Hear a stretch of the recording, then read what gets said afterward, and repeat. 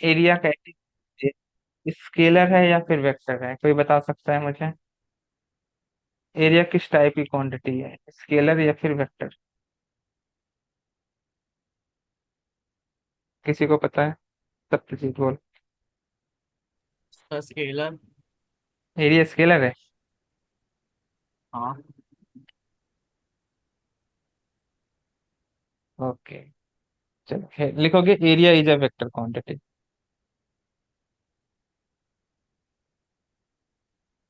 क्या लिखना है तुमको? एरिया किस टाइप की क्वांटिटी है, अब तुम्हारे लिए वेक्टर हो चुकी है। समझा? अभी तक कैसी थी? स्केलर थी। अभी आज से ये कैसा हो गया है? वेक्टर हो गया, राइट? तो तुम्हें क्या लिखना है? Area is a vector quantity. ठीक है ना?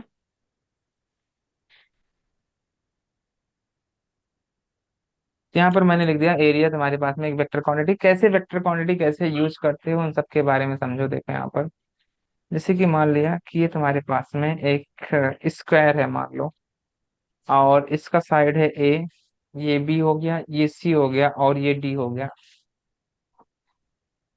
अगर इसको मैं एक्स एक्सिस बोलूं और इसको मैं वाई एक्सिस बोल दे रहा हूँ, ठीक है ना?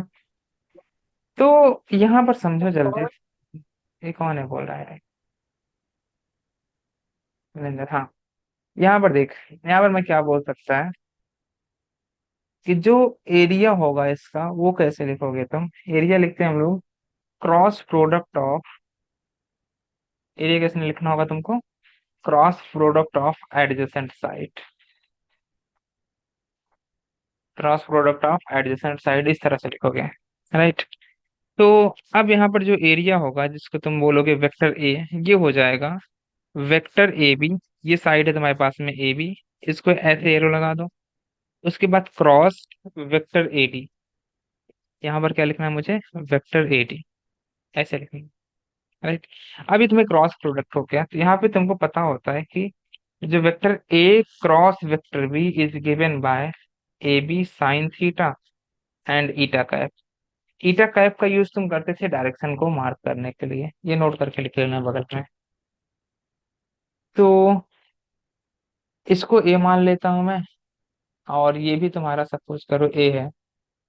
तो यहाँ से हो जाएगा ए क्रॉस ए, राइट? तो इसको क्या मैं लिख सकता हूँ? ए इंटू ए इंटू ईटा का मतलब क्या हुआ कि अगर वेक्टर ए बी की डायरेक्शन में तुम फोर फिंगर रखोगे और एडी की डायरेक्शन में मूव करोगे, राइट हैंड थंब रूल, तो ये तुम्हें मिल जाएगा के कैप। यानी इसकी यहाँ से मुझे क्या मिला? ए स्क्वायर के कैप, राइट? यहाँ पर जो एंगल है वो 90 डिग्री है, थीटा 90 डिग्री है, राइट? तो ये तुम्हारे पास में एरिया वेक्टर आ गया, जो कि कितना हुआ? ए स्क्वायर के कैप। एंड यहाँ पे लिख देना डायरेक्शन। कैसे बताओगे तुम? Direction of area vector, direction of area vector is given bye right hand thumb rule. Direction कैसे बताओगे? Direction of area vector is given bye right hand thumb rule. Clear है सबको ये? राइट। नाउ अगर तुमने इतना नोट कर लिया है, देन नेक्स्ट शेडिंग इसमें ही डालोगे। जो एरिया वेक्टर हमारे पास में होते हैं उसको मैंने दो पार्ट्स में डिवाइड कर रखा है। First one is the open surface.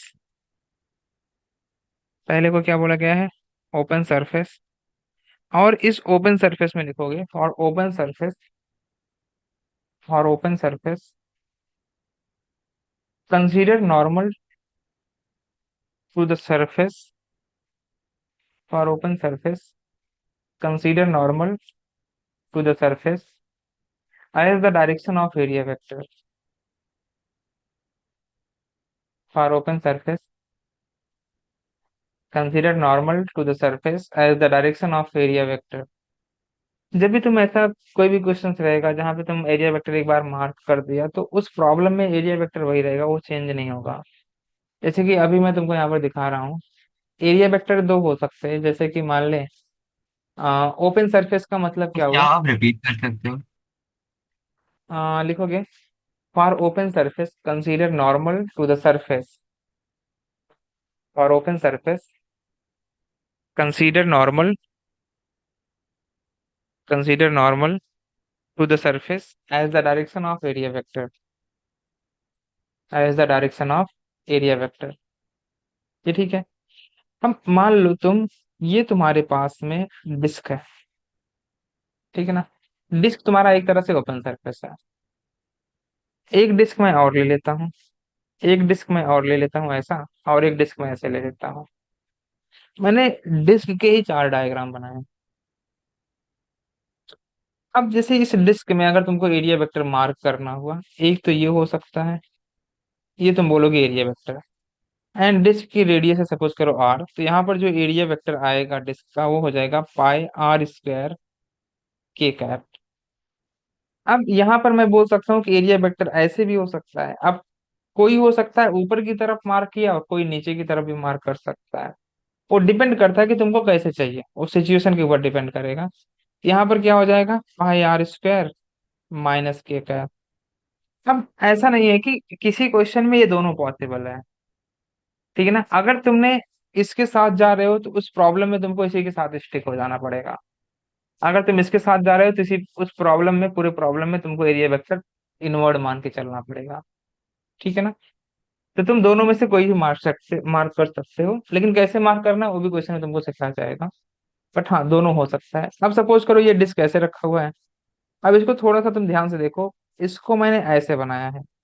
तब तुमको यहाँ से क्लियरली दिख रहा होगा कि इसका जो माउथ है ऊपर की तरफ ओपन किया है मैंने। तो यहाँ पर एरिया वेक्टर कैसा होगा, क्या ये है एरिया वेक्टर हमारा, right. This is the area vector.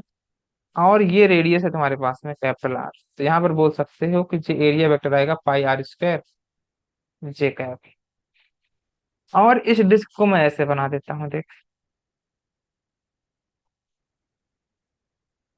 मैंने इस तरह से बना। एंड यहाँ पर तुम देख सकते हो जो एरिया वेक्टर की डायरेक्शन आएगी वो ये होगी। और रेडियस इसका भी कैपिटल आर है रेडियस। अगर रेडियस कैपिटल आर है तो तुम बोल सकते हो फिर इसका हो जाएगा pi R square minus J cap. मत समझ रहा। अब सपोज करो कि मैं अगर ऐसे बना दूं डिस्क को, और थोड़ा सा मैं एक्स एक्सिस ही यूज करना चाहता हूँ, ऐसे बनाया, और एक मैंने ऐसे बनाया। तो यहाँ पर अगर मैंने इसको ऐसे बोलूं ये, तो यहाँ पर एरिया वेक्टर क्या हो जाएगा तुम्हारा, ये हुआ। और इसको लिख सकते हो तुम पाई आर स्क्वायर आई कैप।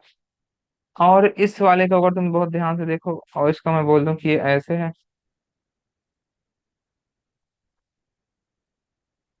ठीक है ना।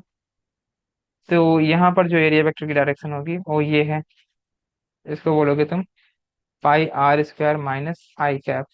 और एरिया वेक्टर इस सरफेस के परपेंडिकुलर होना चाहिए, जैसे कि ये परपेंडिकुलर है। क्लियर है सबको, ये बना लो जल्दी से सबके सब। तो क्लोज सरफेस, और इसमें देखो,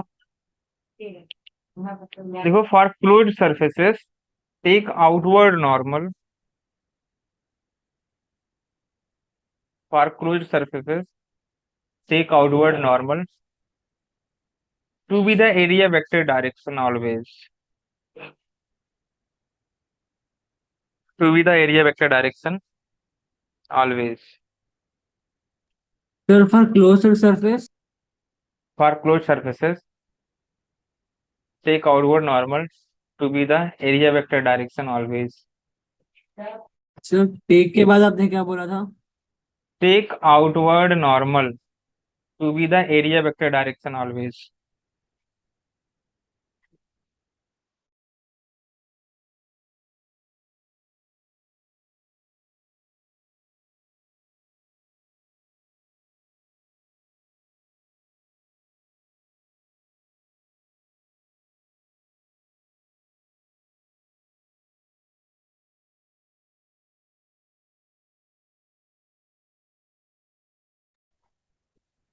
ठीक है ना ये।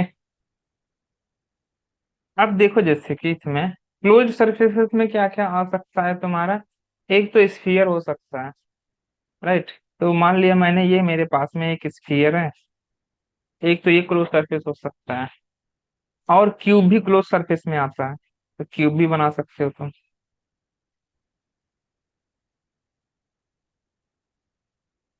राइट। ये क्यूब हो गया जो कि क्लोज सरफेस में आता है।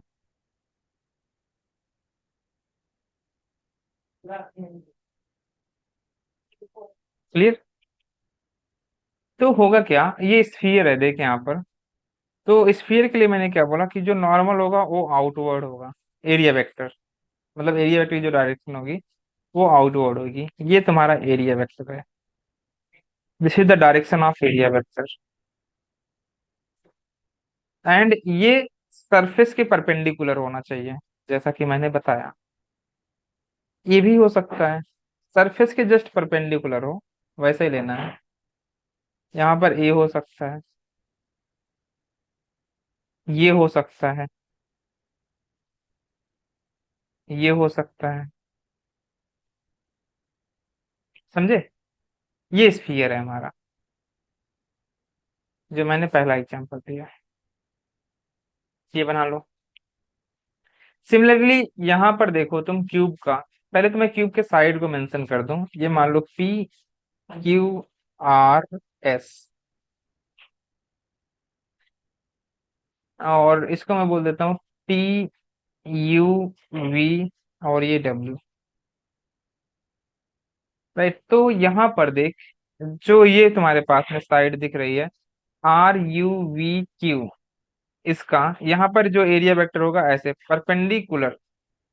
ठीक है ना। परपेंडिकुलर किसको होना चाहिए, इस सरफेस के, या आउटवर्ड नॉर्मल, ये एरिया वेक्टर हुआ। ये ऊपर का सरफेस तुम्हें दिख रहा है STUR, यहाँ पर क्या एरिया वेक्टर ये होना चाहिए। Right, perpendicular. और इसको ऐसे देखो तुम, TSP एंड W, तो इसका जो एरिया वेक्टर होगा वो ये होगा। बात समझ रहे हैं।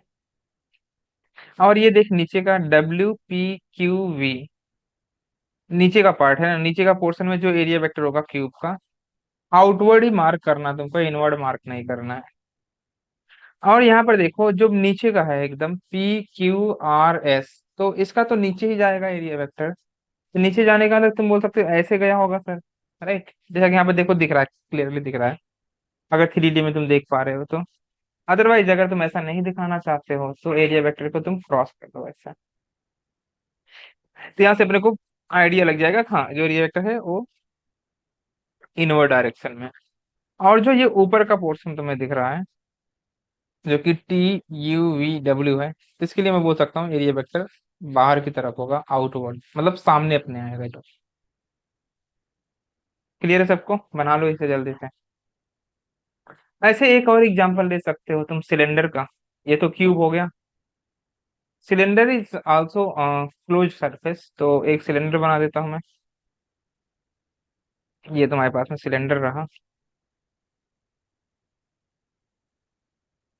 ऐसे।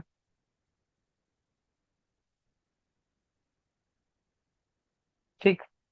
अब इसमें अगर तुम्हें एरिया वेक्टर मार्क करोगे तो ऐसे, outward normal is the direction of area vector.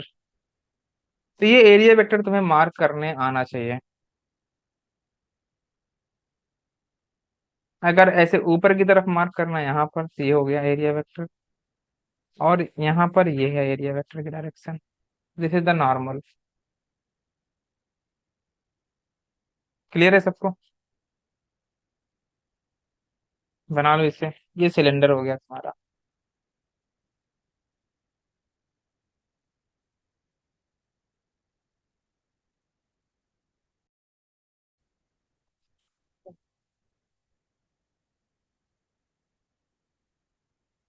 ये डाल दोगे एम्पियर सर्किटल लॉ।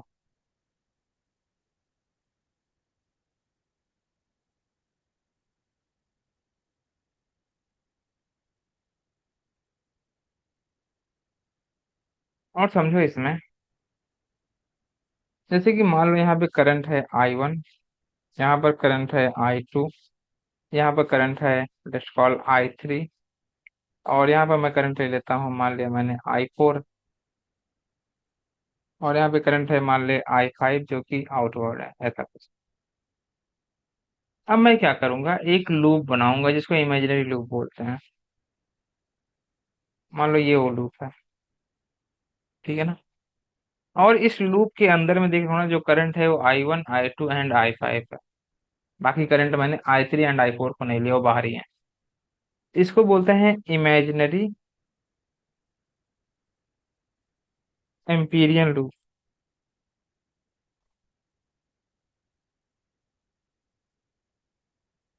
इसे क्या बोला जाता है? Imaginary Amperian loop.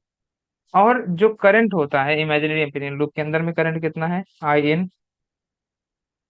वो कितना है देख सकते हो तुम। I1 को मैं डॉट को पॉजिटिव लूंगा, एंड जो क्रॉस है उसको मैं ले रहा हूँ नेगेटिव। इस चीज का ध्यान दिया जाए तो I n का मतलब टोटल करंट। I n का क्या मतलब है? Total current inside the Amperian loop. तो मैं जो एम्पीरियन लूप है उसके अंदर में जो टोटल करंट है, केवल उसको ही कंसीडर करना है, बाकी को कंसीडर नहीं करना है। राइट। तो यहाँ से करंट I n मतलब current inside the Amperian loop, I n मतलब I इनसाइड होता है। ये कितना हो जाएगा? I1 minus I2 plus I5। ठीक होगा। This is the current inside the Amperian loop जो कि तुम्हारे पास में आया। चेक कर लो, अगर यहाँ तक किसी को डाउट है तो मुझे बताए। I n कैसे निकालना है, ये क्लियर है ना?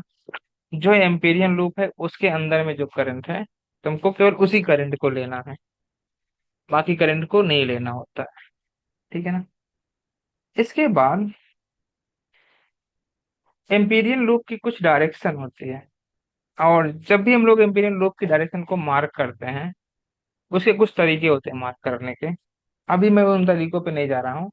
मैं ऐसे ही नॉर्मली कैसे भी मार्क कर दे रहा हूँ। मान लिया मैंने ये एम्पीरियन लूप की डायरेक्शन है, मैंने जनरली कुछ भी मार्क किया, एंड जो भी एम्पीरियन लूप होगा, ये जो एम्पीरियन लूप है, इसका कुछ मान लिया इसकी जो टोटल लेंथ है वो तो 2 πr है। इस पे मैं जा करके एक छोटा सा लेंथ कट किया है, जिसकी थिकनेस है, जिसकी लेंथ है, लेट्स कॉल DL। और DL की डायरेक्शन एम्पीरियन लूप की डायरेक्शन में ही लेना होता है। ठीक है ना? तो ये DL की डायरेक्शन हो गई, DL वेक्टर की। एंड मान लिया मैग्नेटिक फील्ड यहाँ पर कुछ ऐसे है, DB। And magnetic field and DL vector के बीच का जो एंगल है उसको मैं मान रहा हूँ थीटा। ये जो कुछ भी है DL वेक्टर की डायरेक्शन ठीक है, DB की डायरेक्शन मुझे नहीं पता क्या है, मैंने जनरली मार्क किया है ऐसे। ठीक है ना, समझने के लिए। अब होता क्या है, जो एम्पियर सर्कुलर लॉ होता है, this is given bye B.dl। ये क्या होता है? B.dl equal to μ0 I n। इसको तुम ऐसे भी लिख सकते हो, B.dl cos theta equal to μ0 I n। इस तरह से लिखा जा सकता है इसको। ठीक है ना? ये लॉ है तो लॉ तुम सीधा ऐसे लिख सकते हो। अच्छा, यहाँ पर भी तुम्हें क्लोज लूप लगाना पड़ेगा, क्योंकि मैंने यहाँ पे लगा रखा है। ठीक है ना? And what is the theta? Theta is the angle between B and magnetic field and DL vector. यहाँ पर लिख दो, theta is angle between magnetic field and DL vector. तो जो एम्पियर सर्कुलर लॉ है उसका यूज तुम करते हो मैग्नेटिक फील्ड को कैलकुलेट करने के लिए। इतना तुमने अगर लिख लिया तो मैं आगे बढ़ूं। तो एक बार तुम पहले नोट करो इसको।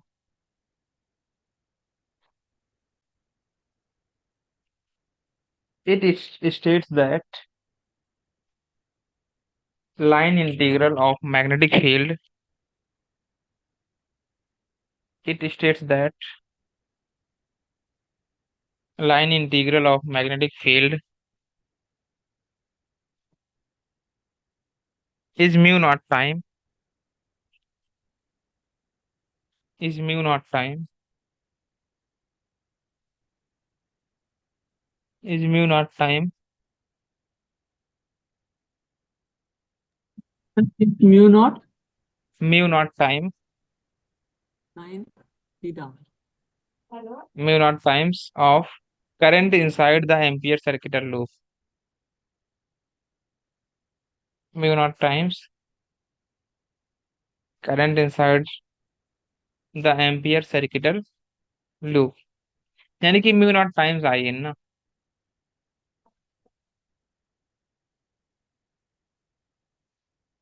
फिर डाल देना एप्लीकेशन ऑफ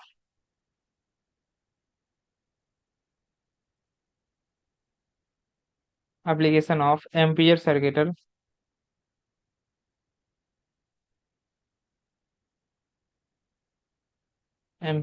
लॉ। इसके एप्लीकेशन देखने हैं तुमको, क्या एप्लीकेशन हो सकता है। ठीक है ना।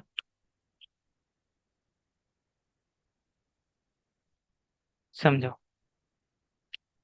तो जो पहला एप्लीकेशन है वो लिखोगे तुम, मैग्नेटिक फील्ड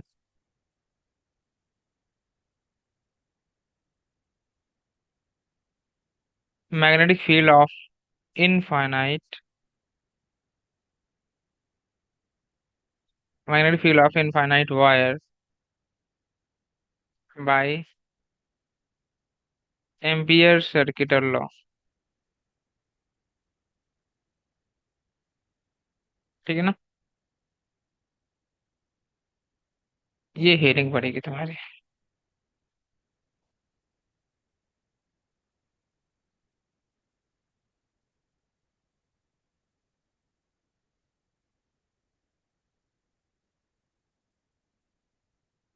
क्लियर है सबको।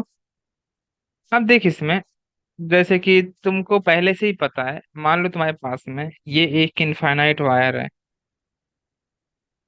ठीक है ना। ये क्या चीज है, इनफाइनाइट वायर। एंड यहाँ पर जो करंट है वो आए है इससे आर डिस्टेंस पे एक कोई पॉइंट है पी। तो इस पॉइंट पी पे मैग्नेटिक फील्ड कितना निकाला था तुमने, पॉइंट पी पर मैग्नेटिक फील्ड कितना आया था, कोई बता सकता है मुझे। ये म्यू आया नॉट था I by. Mu not I by 4 pi R. ये आया था। अब इसी मैग्नेटिक फील्ड को, डायरेक्शन देख इसका इनवर्ड है, इसी मैग्नेटिक फील्ड को मैं निकालना चाहता हूँ यूज करके एम्पियर सर्किटल लॉ का। ठीक है ना। ये तुमने बायोट सेवर्ट लॉ करके यूज करके निकाला ना, जहाँ पे angle theta 1 and theta 2 90 degree थे। अब अगर इस करंट का तुम बॉटम व्यू देखो, करंट का मैं क्या बना रहा हूँ, बॉटम व्यू। तो तुमको कैसा दिखेगा करंट, क्या इनवर्ड जाता हुआ दिखेगा। ये करंट की डायरेक्शन हुई। और इस करंट से पी पॉइंट, करंट से आर डिस्टेंस पे एक पॉइंट है पी। ठीक है ना। और फोर तुमसे क्या पाई पूछा गया, I R. 2 pi R. Okay, 2 pi R होता है। ठीक है, 2 pi R, mu not I upon 2 pi R. So अभी तुम्हें पी पॉइंट पे मैग्नेटिक फील्ड निकालनी है। तो उसके लिए देखो कुछ स्टेप्स होते हैं जो इन्वॉल्व हैं, वो तुम्हें पता होना चाहिए। जैसे कि तुमको ये प्रॉब्लम दे दिया गया है, ऊपर लिख भी रखा है, find magnetic field of infinite wire by Ampere circuital law, मतलब कि किसी आर डिस्टेंस पे तुमको बताना है। और ये एक इनफाइनाइट वायर है। तो मैं पहला काम क्या कर रहा हूँ यहाँ पर देख, मैं पहला काम ये कर रहा हूँ कि पहले तो मैं एक एम्पीरियन लूप बना लेता हूँ। ये क्या है तुम्हारा, ये तुम्हारे पास में एक एम्पीरियन लूप है। डायग्राम वही है, डोंट वरी। ये एक एम्पीरियन लूप है आर, ये पॉइंट पी यहाँ पर है, करंट इसमें आए। ये क्लियर है सबको। तो मैंने एक एम्पीरियन लूप बनाया।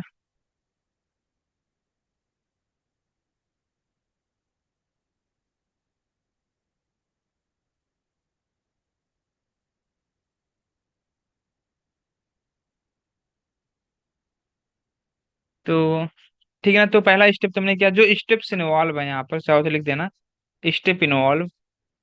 तो जो भी स्टेप्स इन्वॉल्व हैं, तो पहला स्टेप क्या है तुम्हारे पास में, मैंने क्या ड्रॉ किया, ड्रॉ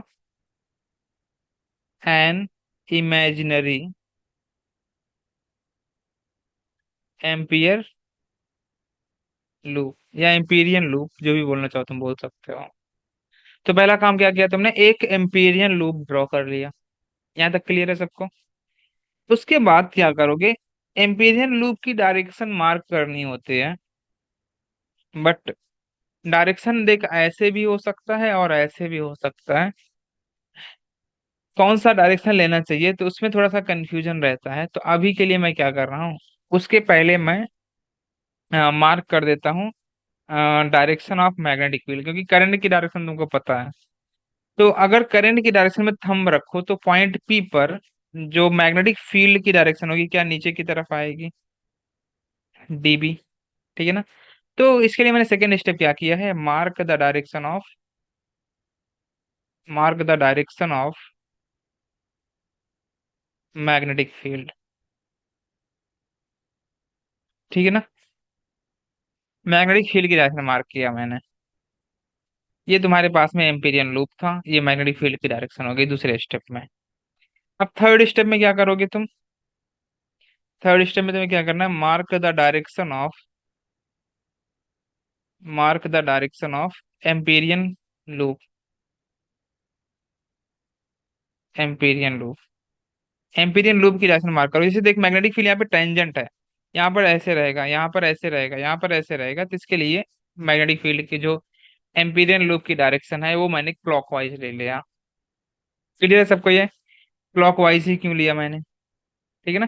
जो डायरेक्शन मैग्नेटिक फील्ड की थी वही डायरेक्शन किसका लेना था, एम्पीरियन लूप की डायरेक्शन थी। तो जनरली टेकन यहाँ पर लिख सकते हो, जरूरी नहीं है, इसके लिए मैं जनरली वर्ड यूज कर रहा हूँ। Generally taken in direction of, in direction of magnetic field. अच्छा, इससे फायदा ये होता है ना कि जो एंगल होगा DL vector and magnetic field के बीच में, वो 0 डिग्री हो जाएगा। अगर तुम डायरेक्शन उल्टा मार्क करोगे तो नेगेटिव आ जाएगा, मतलब 180 डिग्री हो जाएगा। इसके बाद अब जो एम्पीरियन लूप है, नेक्स्ट स्टेप में क्या करना है तुमको, आ, अभी फोर्थ स्टेप आएगा। Take a small element, take a small element, element, और क्या ले रहा हूं मैं, DL on Amperian loop, on Amperian loop and its direction is taken in direction of Amperian loop. इसकी डायरेक्शन किधर लोगे, in direction of Amperian loop. तो मैं यहाँ पर एक छोटा सा एलिमेंट ले रहा हूँ, डीएल। ठीक है ना। और जो ये डीएल है इसकी डायरेक्शन होगी in the direction of Amperian loop. ठीक है, हो गया।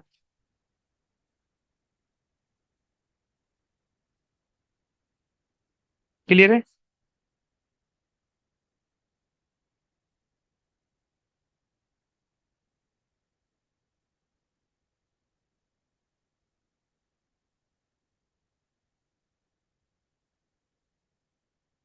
यहाँ तक सबको क्लियर है ना। इसके बाद तुम्हें क्या करना है फोर्थ स्टेप में, जगह नहीं यहाँ पर, तो मैं फोर्थ स्टेप यहाँ पे लिख देता हूँ।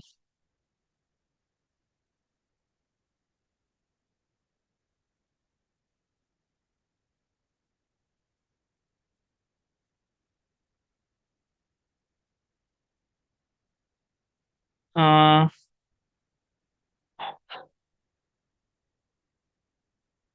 क्या बोल रहा था मैं, हाँ। अब तुम्हें डीएल वेक्टर एंगल तुम्हें मार्क कैलकुलेट करना होता है, फाइंड करना होता है एंगल बिटवीन, यहाँ पे लिख लेना ऐसे, फाइंड एंगल बिटवीन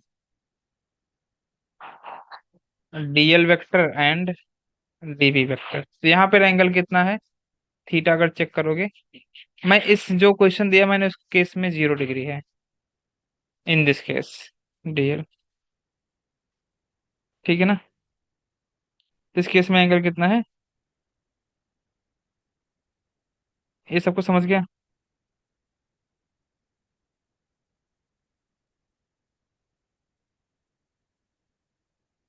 और फिर इसके बाद अब सब कुछ तो मैंने निकाल ही लिया है।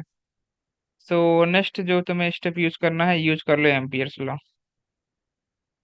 यूज कर लो एम्पीरियन सर्किटल लॉ। तो ये क्या हो जाएगा, B dot D L equal to mu not I N. तो बी और डीएल के बीच में एंगल 0 डिग्री है, तो ये हो जाएगा बी, और डीएल कितना हो जाएगा 2 पाई आर म्यू नॉट। अच्छा, एक चीज मैंने यहाँ पे स्किप हो गया, और वो क्या है, तुमको जैसे तुम एम्पीरियन लूप ड्रॉ करते हो, तुमको आई इन भी चेक करना होता है। यहाँ पे तो आई इन तुम्हें दिख रहा है, आई है, बट तुम्हें यहाँ पे चाहो तो 5, ये 6, तो इसको 7th स्टेप बना दो। जो 6th स्टेप है उसको यहाँ पर मैं लिख देता हूँ, कैलकुलेट, कैलकुलेट आई इन, मतलब current inside the Amperian loop, current inside Amperian loop. ये बहुत जरूरी स्टेप है, बहुत इंपॉर्टेंट स्टेप है ये। जैसे कि यहाँ पे तो दिख रहा था, तो इसके लिए मैंने इसके ऊपर ज्यादा ध्यान नहीं दिया, बट सपोज करो कि अगर अंदर में बहुत सारा करंट है, तो उस केस में तुमको करंट डेंसिटी दिया है तो निकालना पड़ेगा। तो यहाँ पर आई इन कितना है तुम्हारे पास में, आई ही है, तो म्यू नॉट आई हो जाएगा। तो मैग्नेटिक फील्ड आ जाएगी mu not I upon 2 pi R. ठीक है ना, यहाँ पर कितना इजी तुमने सॉल्व कर लिया, जस्ट 2 लाइन में। समझे? नोट करोगे अच्छे, लिखोगे तुम, मैग्नेटिक फील्ड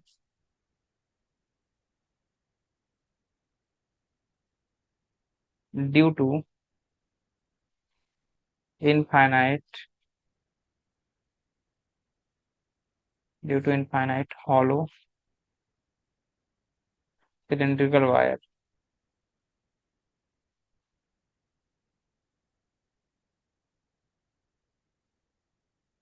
सिलेंड्रिकल वायर। ठीक है ना, ये रिंग पड़ेगी। क्या मतलब है समझो इसका। जैसे कि मान ले तू, एक वायर ये है, हॉलो की बात कर रहे हैं, और दोनों इनफाइनाइट वायर हैं, ये इसकी एक्सिस है, and it is called radius is capital R. ये इधर से भी इनफाइनाइट है और इधर से भी इनफाइनाइट है, ऐसा। और इसमें कुछ करंट है आई, केवल करंट सरफेस पे है। इसका अगर तुम बॉटम व्यू बनाओगे, बॉटम व्यू अगर तुम बनाते हो तो तुमको ये ऐसे दिखेगा, राइट। और करंट यहाँ पर है, इसके जस्ट सरफेस पे करंट है। बात समझ रहा है? क्योंकि सिलेंड्रिकल है तो ये इस तरह से तुम्हें दिखेगा, एंड इसकी रेडियस कितना है तुम्हारे पास में, कैपिटल आर दिया हुआ है, जबकि करंट केवल सरफेस पे है। तुमसे क्वेश्चन ये पूछा गया है, find magnetic field, find magnetic field inside and outside of the hollow cylindrical wire. एक बार यहाँ पे बता दो पी पर, और मान लो एक पॉइंट, इसको P1 बोल देता हूँ, और एक पॉइंट ये है P2। एक बार इस डिस्टेंस को R बोल देता हूँ, फिर से एक बार इस डिस्टेंस को मैं R बोल देता हूँ। मतलब दो केसेस बनेंगे। पहला केस क्या होगा, case 1, when R less than capital R. मतलब क्या हुआ, पॉइंट P1 की बात कर रहा मैं, ठीक है ना। तुम अंदर में हो, ये तुम्हारे पास में पॉइंट P1 है, तो ये तुम्हारे पास में बनेगा एम्पीरियन लूप, राइट। ये पॉइंट अगर P1 है तो ये R डिस्टेंस होगा, बोलोगे कि नहीं होगा। तो जो ये एम्पीरियन लूप तुमने बनाया है, इस एम्पीरियन लूप के अंदर में करंट कितना है, आई एन, क्या वो 0 है? अगर एम्पीरियन लूप के अंदर में करंट 0 है, तो क्या मैं लिख सकता हूँ B dot D L equal to mu not I in. एंड अगर ये टर्म 0 हो गया, तो तुम बोल सकते हो मैग्नेटिक फील्ड 0 हो गई। मतलब इनसाइड द हॉलो वायर जो करंट होता है वो 0 होता है। दूसरे केस में इन्होंने क्या बोला है कि तुमको जो पॉइंट है वो बाहर लेना है, यहाँ पर ले लिया मैंने P2, right. And this distance again ये R है, डिस्टेंस यहाँ से यहाँ तक। और अब ये तुम्हारे पास में देखो, ये हुआ एम्पीरियन लूप, ठीक है ना। तो जो केस 2 है, मैं केस 2 यहाँ पर लिख रहा हूँ। केस 2 में क्या हो जाएगा, when R greater than capital are, यानी कि पॉइंट P2। कौन सा पॉइंट है, P2, ये तुम्हारे पास में एम्पीरियन लूप है, ठीक है ना। अब जो एम्पीरियन लूप है उसके अंदर में करंट कितना है, आई एन। तो देखिए टोटल करंट यहाँ पर आई ही है, ऐसा नहीं कि मैंने जितने करंट्स बनाए हैं उतने को तुम ऐड कर लो, ऐसा नहीं करना है। तो टोटल करंट कितना है यहाँ पर, टोटल करंट है आई, तो आई इनको मैंने क्या लिख दिया, आई। राइट, इसके बाद क्या करना है तुमको, B dot D L use कर लो, Ampere circuit law. B dot D L ये हो जाएगा mu not I N. Right. तो एक चीज जैसे कि मैंने तुमको पहले भी सिखाया था, वो क्या सिखाया था कि तुमको यहाँ पर जैसे कि देख, करंट की डायरेक्शन किधर है, अंदर की तरफ है, यहाँ पर मैग्नेटिक फील्ड की डायरेक्शन ये हुई। और अगर तुम डीएल वेक्टर की डायरेक्शन मार्क करोगे तो ये डीएल वेक्टर, यानी कि डीएल वेक्टर की डायरेक्शन भी ये हुआ। और ये तुम्हारे पास में एम्पीरियन लूप की डायरेक्शन है, तो यहाँ पर मैं उस पर बात इसके लिए नहीं कर रहा हूँ। बी डॉट डीएल के बीच में ऑलरेडी जो एंगल है थीटा, वो तुम्हारे पास में 0 डिग्री है। राइट, यहाँ पे तुम बोल सकते हो थीटा 0 डिग्री है। तो अगर ये सारी चीजें ट्रू हैं, then we can say that कि ये हो जाएगा, जो तुम्हारा ये बनेगा B dot D L cos zero, ये इंपॉर्टेंट है, तुम्हें एंगल देखना पड़ेगा। ये हो जाएगा mu naught and I in is I, यहाँ से इंटीग्रेशन का साइन है। सो मैं लिख सकता हूँ बी डॉट 2 पाई। और आर की बात जहां तक करूंगा, तो जो आर है तुम्हारे पास में, वो स्मॉल आर है। राइट, यहाँ पर देख, यहाँ से लेकर के यहाँ तक की डिस्टेंस स्मॉल आर है। So we can say that B dot 2 pi R equal to mu not into I. I in मैंने निकाल लिया था ऑलरेडी, जो कि आई था, जैसे कि तुमने ऊपर निकाल रखा है। तो यहाँ से तुम देखोगे जो मैग्नेटिक फील्ड तुमको मिलेगा वो किसके बराबर आ जाएगा, ये बन जाएगा mu not I upon 2 pi R. ये अपना मैग्नेटिक फील्ड है। राइट। अब अगर तुम इस मैग्नेटिक फील्ड को देखो, तो जैसे जैसे पॉइंट P2 आगे बढ़ेगा, मैग्नेटिक फील्ड तुम्हारा डिक्रीज होना शुरू हो जाएगा। तो मैं यहाँ से एक चीज और ये बोल सकता हूँ कि जो मैग्नेटिक फील्ड है वो इनवर्सली प्रोपोर्शनल है कैपिटल आर के। अब तुमसे यहाँ पे ग्राफ भी ड्रॉ करवा सकते हैं, तो अगर ग्राफ ड्रॉ करना हो, और ग्राफ किसके बीच में है, ग्राफ जो ड्रॉ करना है, बी वर्सेस आर, बी और आर के बीच में ग्राफ मैं बनाना चाहता हूँ। तो वह ध्यान से देखो, ये तुम्हारे पास में आर हुआ, ये मैग्नेटिक फील्ड हुई। और यहाँ पर तुम देख सकते हो एक पॉइंट है जहां पे मैं बोलूंगा आर तुम्हारा कैपिटल आर के बराबर होता है। ये ठीक है ना। एंड जो मैग्नेटिक फील्ड है इनवर्सली प्रोपोर्शनल है आर के, so we can say that जो मैग्नेटिक फील्ड होगा वो ऐसे चलेगा। ठीक है ना। और यहाँ पर तो मैग्नेटिक फील्ड 0 ही है, वो तुम देख ही रहे हो। और यहाँ पर बी इनवर्सली प्रोपोर्शनल है आर के। सबको क्लियर है ये, नोट करोगे तुम फिर इसको,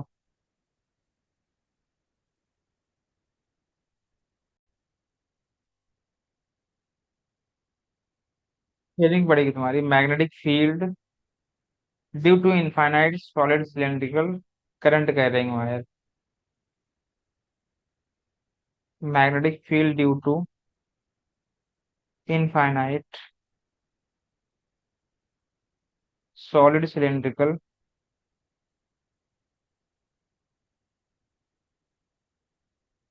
करंट कैरिंग वायर। सीसीडब्ल्यू मतलब क्या है, करंट कैरिंग वायर है। राइट है। अब देखिए यहाँ पर समझ, ये तुम्हारे पास में मान लिया मैंने वायर है, सॉलिड की बात कर रहा हूं मैं।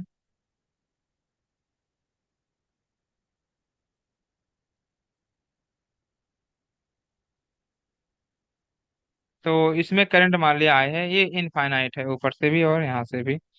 इसमें एक मैंने मान लिया ये एक्सिस है अपनी, ठीक है ना, इसको मैं एक्सिस बोल रहा हूँ, ऊपर नीचे से इनफाइनाइट है।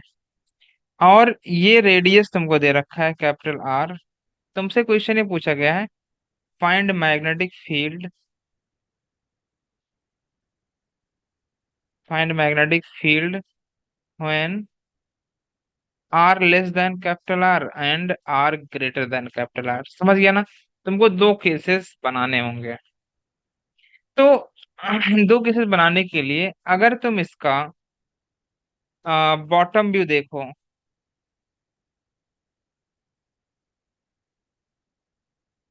बॉटम व्यू अगर तुम देखते हो तो क्या वो ऐसे दिखेगा। देखे यहाँ पर, ये तुम्हारा हुआ बॉटम व्यू, राइट। और जो करंट है वो ऐसे है, क्योंकि अभी अंदर में भी करंट है।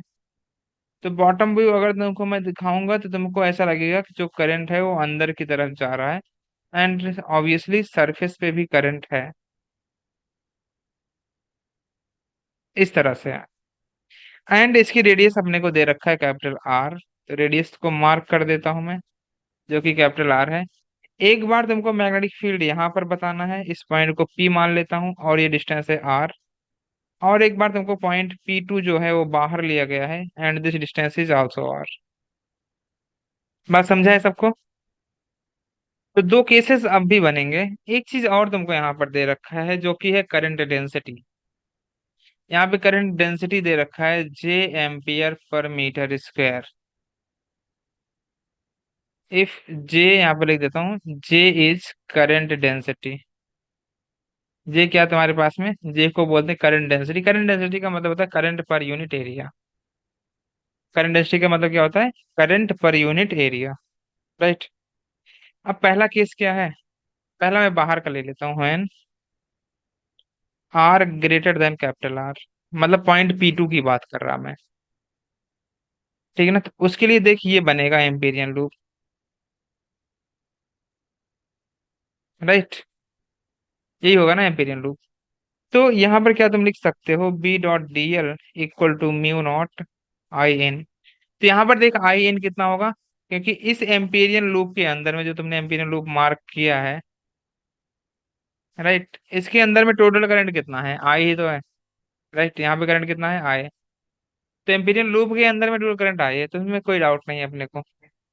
और मैग्नेटिक फील्ड की डायरेक्शन बहुत ध्यान से देखोगे तो ये है, हाँ यहाँ पे मैग्नेटिक फील्ड ये है, और ये डीएल वेक्टर है। तो यहाँ पर भी वही जो तुमने पहला केस इसके पहले निकाला था, सेम टू सेम वही हो जाएगा, थीटा 0 डिग्री है। तो B dot two pi R equal to mu not I. यहाँ से मैग्नेटिक फील्ड आ जाएगी तुम्हारी mu not I upon 2 pi R. और ये इनवर्सली प्रोपोर्शनल है आर का। इसके बाद जो हमें करना है, जो सॉल्व करना है इसमें, अगर मान लो कि जो तुम्हारे पास में पॉइंट है अंदर में है, तो ये तुम्हारा एम्पिरियन लूप बनेगा, राइट। तो ये जो मैं येलो वाला दिखा रहा हूँ, दूसरा case two, when R less than capital R, मतलब कि पॉइंट पी वन की बात कर रहा मैं, ठीक है ना। और ये एम्पिरियन लूप है, ये क्या है, एम्पिरियन लूप, जो कि तुमने अंदर में बनाया है। अब तुमको ये बताना है कि अंदर में करंट कितना होगा, आई एन। अब कोई बता सकता है मुझे आई एन कितना होगा, क्या मैं उसको लिख सकता हूँ जे डॉट ए। क्या लिखोगे, J dot A, because J is the current density per unit area, right. और यहाँ पर जो ये एरिया है, ये किसका एरिया है, जो एरिया होगा, area is taken, area is taken, जो करंट जितने पार्ट में प्रेजेंट होगा, मतलब कि एम्पीरियन लूप का लेते हैं हम लोग। बट एम्पीरियन लूप में भी मैं उसका कर लिया जाता है जितने में करंट है, right. Area is taken only that part, only that part in which current is present. ये इंपॉर्टेंट है, इन विच करंट इज प्रेजेंट। अगर करंट प्रेजेंट नहीं है तो उसको तुम्हें सब्ट्रैक्ट करना पड़ेगा। अभी मैं एक क्वेश्चन वैसा भी लेकर के तुमको दिखा दूंगा, अभी के लिए ऐसे समझो। बट हाँ, यहाँ पे तुमको पूरा ही लेना पड़ेगा, मतलब कि यहाँ पूरे में ही करंट है। तो ठीक है, फिर कोई दिक्कत तो नहीं होनी चाहिए। तो यहाँ पर आई इन कितना हो जाएगा हमारे पास में, जो तो जे ही रहेगा। और एरिया कितना हो जाएगा तेरे पास में, pi small R square, right. Pi small R square, तो ये तुम्हारे पास में करंट डेंसिटी आ जाएगी। चाहो तो तुम, ठीक है, ओके, चाहो तो तुम जे की वैल्यू भी सब्स्टिट्यूट कर सकते हो, अगर तुम्हारा चाहो तो। या तो नहीं करना है तो मत करो, कोई दिक्कत नहीं है, ठीक है। तो यहाँ पर तुम एम्पियर लूप यूज कर सकते हो, यूज कर लो, use ampere, ampere circuit law. ये हो जाएगा B dot D L equal to mu not I in, B dot D L हो जाएगा 2 pi R equal to mu not I in, मतलब J πr²। तो पाई से पाई कट जाएगा, एक आर से एक आर कट जाएगा, तो यहाँ से जो मैग्नेटिक फील्ड आएगी वो हो जाएगी μ0J r/2। ये मैग्नेटिक फील्ड होगा μ0J r/2। तो यहाँ से तुम बोल सकते हो कि जो मैग्नेटिक फील्ड है वो प्रोपोर्शनल है स्मॉल आर के। तो इसके प्रोपोर्शनल हो जाएगा स्मॉल आर के। अब इसका ग्राफ भी ड्रॉ किया जा सकता है, अगर ग्राफ ड्रॉ करते हो जो कि बी वर्सेज आर है, ये तुम्हारा है small R equal to capital R. यहाँ पे देख बी प्रोपोर्शनल है आर के, तो ये ग्राफ ऐसे होगा और फिर ग्राफ ऐसे होगा। ठीक है ना। यहाँ पर तुम क्या लिखोगे, बी प्रोपोर्शनल टू आर, यहाँ पर B inversely proportional to R. I think ये सबको क्लियर होना चाहिए। बड़ा प्रॉब्लम है तुम्हारे पास में।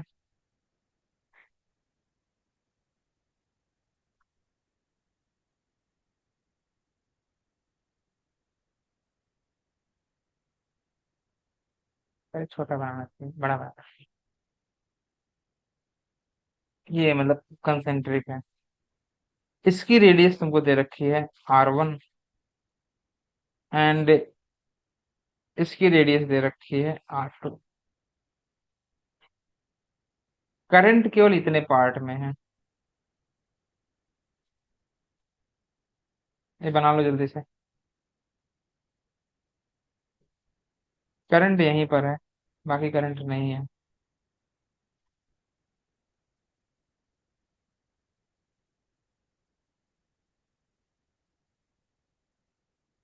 क्लियर। अब तुमको ये बताना है, अगर करंट यहाँ पर है, इस पार्ट में करंट नहीं है, करंट डेंसिटी दे रखा है तुम्हें, एंड जो करंट डेंसिटी है J, वो है तुम्हारे पास में I/पाई। तो जिस पार्ट में करंट नहीं, इसको मैं निकाल देता हूँ, तो ये जाएगा R2² माइनस R1²। ये करंट डेंसिटी है J। तुम्हें कैलकुलेट करना है magnetic field.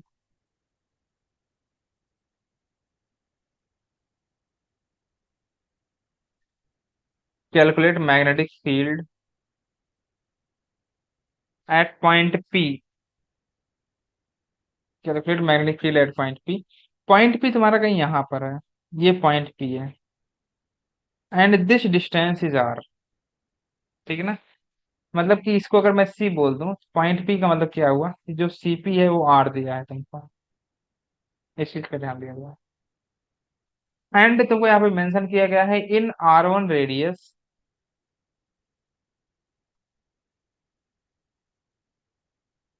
There is no current.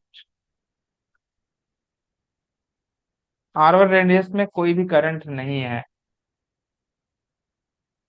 Point P पर मैग्नेटिक फील्ड तुम्हें बताना है कितना होगा। करो सॉल्व।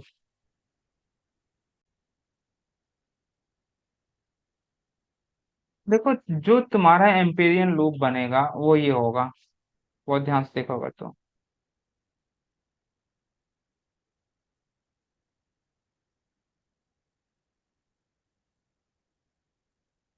इसको क्या बोलोगे तुम, ये तुम्हारे पास में हो गया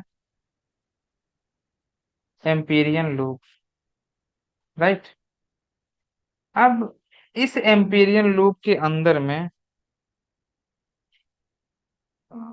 not I upon R² minus, हाँ सही है। अभी तुम्हारा सही सब्जेक्ट। अब इस एम्पीरियन लूप के अंदर में जो तुम देख सकते हो, जो करंट होगा केवल वो इतने पार्ट का करंट लेना है तुमको। बात समझ लेना, जैसे कि मैंने तुमको पहले ही बताया था, केवल इतने ही पार्ट का करंट लेना पड़ेगा तुमको, बाकी करंट नहीं लेना है। तो जो इतने पार्ट में करंट है एम्पीरियन लूप में, उसको मैं बोल रहा हूँ IN। और ये कितना हो जाएगा, current density into area. Current density J दिया हुआ है तुमको, और इसके एरिया को मैं A बोल रहा हूँ। तो J तुम्हें पता है, क्योंकि है I/पाई इंटू R2² माइनस R1 का स्क्वायर। एंड जो एरिया होगा उसको कितना लिखोगे, पाई।